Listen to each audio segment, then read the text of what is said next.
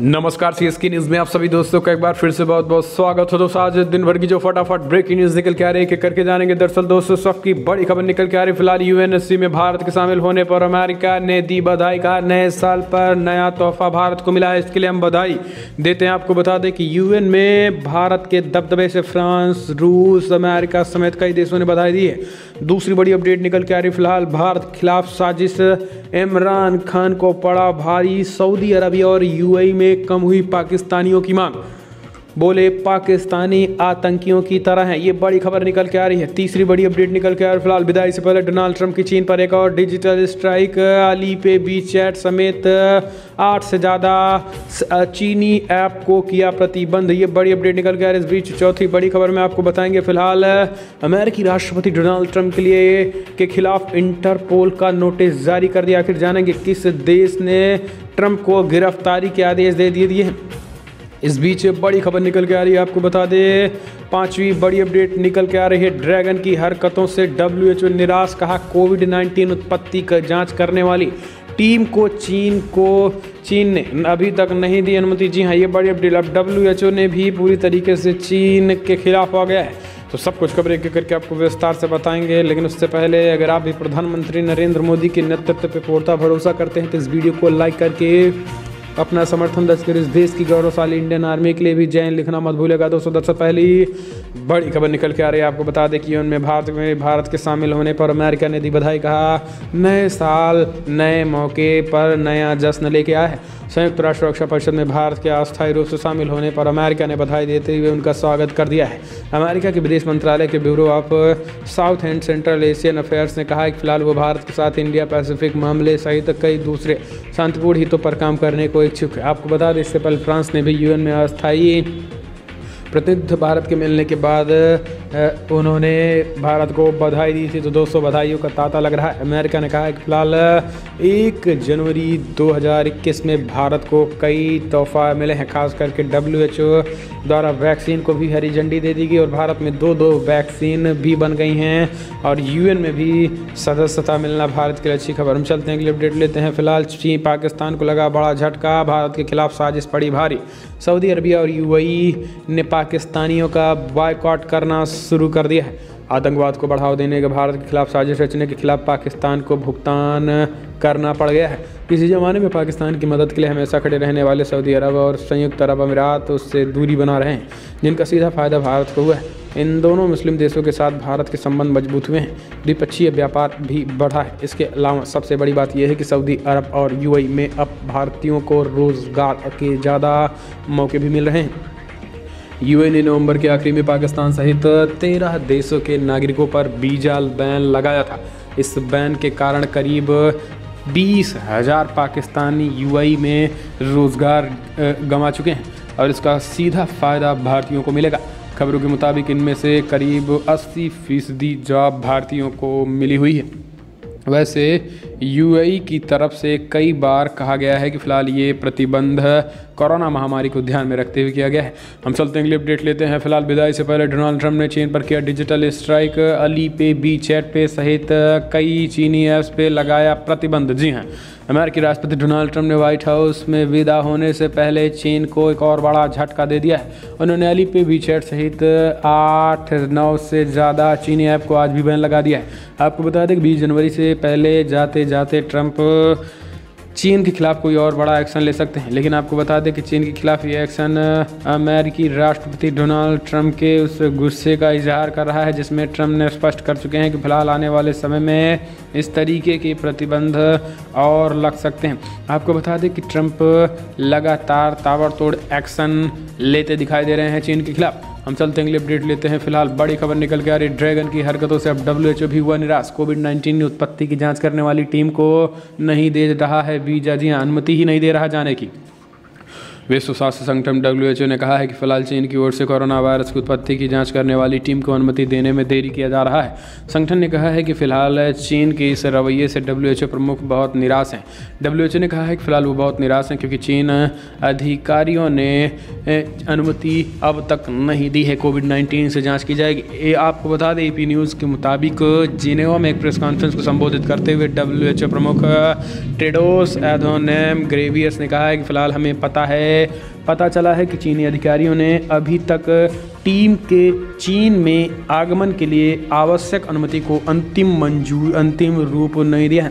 उन्होंने कहा है कि फिलहाल मैं इस खबर से बहुत निराश भी हूँ। WHO प्रमुख ने कहा है कि टीम के 2 सदस्य पहले ही यात्रा के लिए निकल चुके थे।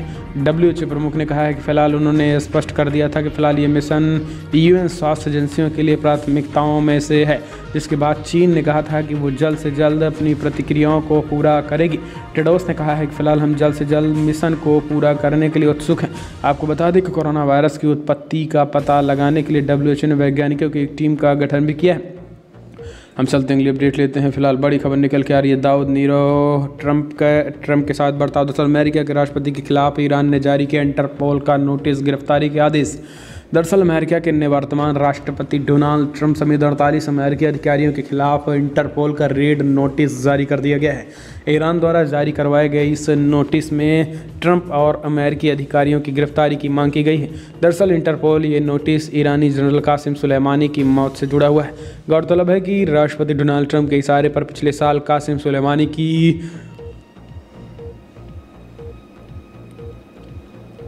ड्रोन हमले में हत्या कर दी गई थी। ईरानी जनरल के मारे जाने के बाद अमेरिका और ईरान जंग के मुहाने पर आ खड़े हुए हैं। ईरानी न्यायपालिका के प्रवक्ता गुलाम हुसैन इस्माइल ने मंगलवार को एक प्रेस कॉन्फ्रेंस के दौरान ऐलान कर दिया है कि ईरान ने इंटरनेशनल पुलिस ऑर्गेनाइजेशन से गुजारिश की है कि अमेरिकी राष्ट्रपति डोनाल्ड ट्रंप और 47 अन्य अमेरिकी अधिकारियों को गिरफ्तार किया जाए। इस्माइल ने कहा है कि अनुरोध इसलिए किया गया है क्योंकि इन लोगों की देश के शीर्ष जनरल कासिम सुलेमानी की पिछले साल हुई हत्या में मुख्य भूमिका थी। प्रवक्ता ने कहा है कि इस्लामिक रिपब्लिक ऑफ ईरान उन लोगों की कड़ी सजा दिलाने के लिए प्रतिबद्ध है जिनमें इस हत्या के लिए आदेश दिए गए हैं। ईरानी जनरल कासिम सुलेमानी देश के शीर्ष जनरल थे जो इस्लामिक रिवॉल्यूशनरी गार्ड कॉर्प्स के विदेशी अभियानों का नेतृत्व कर रहे थे। पिछले साल 3 जनवरी को इराक की राजधानी बगदाद में हुए एक अमेरिकी ड्रोन हमले में उनकी मौत हो गई थी। हम चलते हैं, अगली अपडेट लेते हैं। फिलहाल माइक पोम्पियो ने एस जयशंकर को बताया मित्र, बोले पहले भारत से नहीं रही इतनी करीबी। दरअसल विदेश मंत्री एस जयशंकर को मित्र और बेहतरीन राजनयिक बताते हुए अमेरिकी विदेश मंत्री माइक पोम्पियो ने मंगलवार को कहा है कि फिलहाल संयुक्त राज्य अमेरिका और भारत के बीच कभी इतनी नज़दीकी नहीं रही है। पोम्पियो ने एक ट्वीट में लिखा है कि एशिया के सबसे अधिक जनसंख्या वाले लोकतंत्र भारत के साथ व्यापार से सैन्य सहयोग तक कभी भी अमेरिका की इतनी अधिक करीबी नहीं रहे। 2019 में दिल्ली में उनके भाषण में उन्होंने कहा था कि हमें भारत और संयुक्त राज्य अमेरिका दुनिया को उस तस को देखना चाहिए जो एक दूसरे को देखना चाहिए। हम क्या हैं, महान लोकतंत्र, वैश्विक शक्तियाँ और अच्छे दोस्त भी हैं। हम चलते हैं, अगली अपडेट। नेपाल के 13 जिलों में चीन करने जा रहा है बड़ा निवेश। जी हाँ, चाइना का मंसूबा खतरनाक। नेपाल में राजनीतिक संकट के बीच चीन यहाँ अपनी पैठ बढ़ाने के लिए बड़ा निवेश करने जा रहा है। भारत पर नज़र रखते हुए वो 13 जिलों में 15 बड़े प्रोजेक्ट शुरू करने जा रहा है। विदेशों में मदद और विकास करने वाली संस्था China international development corporation agency CIDCA Nepal के 13 उत्तरी जिलों में 15 पायलट प्रोजेक्ट शुरू करने जा रही है। मार्च 2019 से नेपाल सरकार ने एजेंसी को 15 उत्तरी जिलों में विकास कार्यों में निवेश की मंजूरी दे दी है। नेपाल के प्रमुख अखबार काठमांडू पोस्ट की वेबसाइट की एक रिपोर्ट में कहा गया है कि फिलहाल जून 2018 में PM KP ओली की चीन यात्रा के दौरान वित्त मंत्रालय और CIDCA के बीच इस समझौते पर हस्ताक्षर किए गए थे। इसमें CIDCA को नेपाल में काम करने की अनुमति मिल गई है। हम चलते हैं, अगली अपडेट लेते हैं। फिलहाल भारत जापान के बीच कुशल कामगारों की सहभागिता समझौते को मिली मंजूरी। जी हाँ, दरअसल आपको बता दें कि फिलहाल केंद्रीय मंत्रिमंडल ने बुधवार को भारत और जापान के बीच निर्दिष्ट कुशल कामगारों की सहभागिता से जुड़े समझौता ज्ञापन MOC पर हस्ताक्षर की मंजूरी प्रदान कर दी गई है। सरकारी बयानों के अनुसार प्रधानमंत्री नरेंद्र मोदी की अध्यक्षता में हुई केंद्रीय मंत्रिमंडल की बैठक में इस आशय के प्रस्ताव को मंजूरी दे दी गई है। आपको बता दें कि समझौता ज्ञापन निर्धारित कुशल कामगारों के संबंध में तय व्यवस्था के उचित परिचालन के लिए सहभागिता का मूलभूत ढांचा तैयार करने के संबंध में किया गया है। हम चलते हैं, अगली अपडेट लेते हैं। फिलहाल रक्षा मंत्रालय ने पहली बार आधिकारिक तौर पर कहा कि गलवान हिंसा में चीन ने किया गैर पारंपरिक हथियारों का इस्तेमाल ठीक नहीं है। ये पूर्वी लद्दाख में वास्तविक नियंत्रण रेखा LAC के पास गलवान घाटी में पिछले साल 15 जून को चीनी सैनिकों ने नए तरीके के हथियार का इस्तेमाल किया था।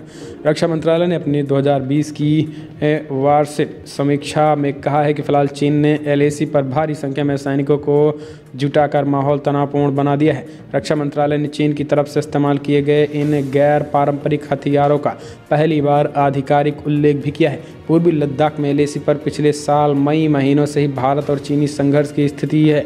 इसने गलवान हिंसा पर बड़ा बयान दिया। गलवान घाटी में भारत की क्षेत्रीय अखंडता की रक्षा करना इस वर्ष हमारी फोर्सेज की वीरता का सबसे पहला उज्जवल तरीका है। हम चलते हैं अगली अपडेट लेते हैं। आपको बता दें फिलहाल पाकिस्तान में आटे के लिए हाहाकार, आटा अब 75 रुपये किलो बिक रहा है। जी हाँ, दरअसल आपको बता दें पाकिस्तान में गेहूं की आसमान छूते कीमतों का असर अब आटे के दाम पर भी दिखने लगा है। देश के कई हिस्सों में आटा अब 75 रुपये किलो बिक रहा है। यही नहीं, इतना पैसा देने के बाद भी सिंध और कई अन्य प्रांतों में दुकानों पर आटा नहीं मिल रहा है और लोगों को लंबी लंबी लाइनों में घंटे इंतजार करना पड़ रहा है। एक शख्स तो 3 दिन तक दौड़ने के बाद आटा नहीं मिलने से इतनी दुखी हो गया है कि फिलहाल वो सिर पीट कर रोने लगा है।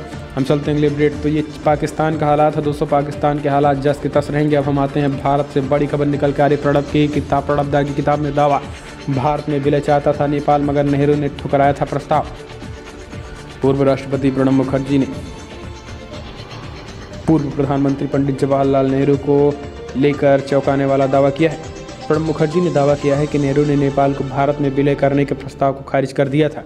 पूर्व राष्ट्रपति प्रणब मुखर्जी ने अपनी बहुचर्चित ऑटोबायोग्राफी द प्रेसिडेंशियल ईयर्स में दावा किया है कि पूर्व प्रधानमंत्री जवाहरलाल नेहरू ने नेपाल के भारत में विलय करने के राजा त्रिभुवन वीर विक्रम शाह के प्रस्ताव को ठुकरा दिया है। उन्होंने ये भी कहा है कि फिलहाल अगर इनकी जगह इंदिरा होती तो शायद ऐसा नहीं करती। ऑटोबायोग्राफी द प्रेसिडेंशियल ईयर्स के chapter 11 my prime minister different style में ये बातें कही हैं। हम चलते हैं अगले अपडेट लेते हैं। फिलहाल बड़ी खबर निकल के आ रही हिंदू देवी देवताओं का अपमान करने वाले कॉमेडियन को नहीं मिली बेल, कोर्ट ने दूसरी बार अर्जी ठुकराई। मध्य प्रदेश के इंदौर में हास्य कार्यक्रम के दौरान कथित रूप से आपत्तिजनक टिप्पणी के मामले में गुजरात के stand up comedian Munawar Faruqui और एक अन्य आरोपी को जमानत देने से इंदौर की सत्र न्यायालय ने मंगलवार को इनकार कर दिया है। दोनों आरोपियों की भाजपा के एक स्थानीय विधायक के बेटे की शिकायत पर 1 जनवरी को गिरफ्तार किया गया था। अपर जिला एवं सत्र न्यायाधीश यतीन्द्र कुमार गुरु ने दोनों देश पक्षों की दलीलें सुनने के बाद गुजरात के जूनागढ़ में ताल्लुक़ रखने वाली फारूकी और हास्य कार्यक्रम के आयोजन से जुड़े इंदौर निवासी नलिन यादव की जमानत अर्जियां खारिज कर दी हैं। फारूकी और यादव के वकील अंशुमान श्रीवास्तव ने अदालत में बहस के दौरान कहा है कि प्राथमिकी में उनके दोनों मुवक्किलों के खिलाफ लगाए गए आरोप अस्पष्ट हैं और ये मामला राजनीतिक दबाव में दर्ज कराया गया है। हम चलते हैं अगले अपडेट लेते हैं। फिलहाल WHO की टीम को चीन ने रोका, वीज़ा मंजूर न होने का दिया था हवाला। तो चीन के खिलाफ बड़े आरोप लग रहे हैं।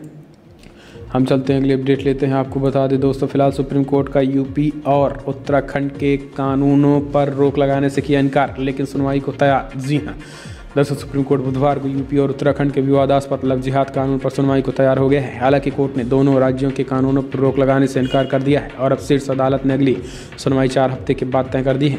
कोर्ट ने कई याचिकाओं पर सुनवाई करते हुए दोनों राज्यों को नोटिस जारी कर 4 हफ्तों में जवाब की मांग की है। याचिकाकर्ताओं ने इन कानूनों पर रोक लगाने की मांग की थी।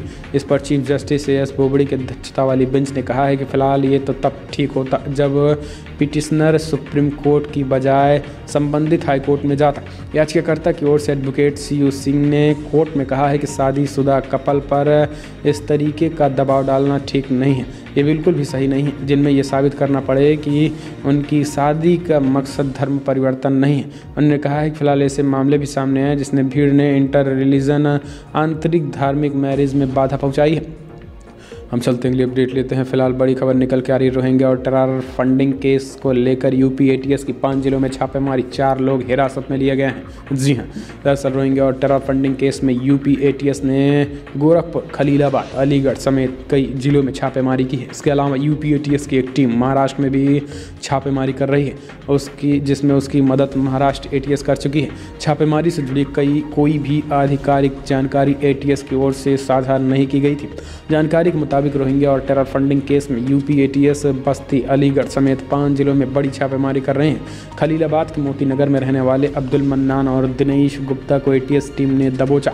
फर्जी पासपोर्ट बनाने मामले में शहर कोतवाली के मोहल्ला मोतीपुर और मोजीउद्दीन से अब्दुल मन्नान और दिनेश गुप्ता समेत 4 को हिरासत में ले लिया गया है।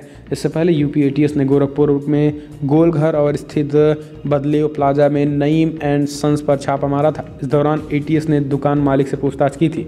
तो लगातार दोस्तों फर्जी तरीके से कागजात बनाकर रोहिंग्याओं को घुसेड़ा जा रहा है भारत में।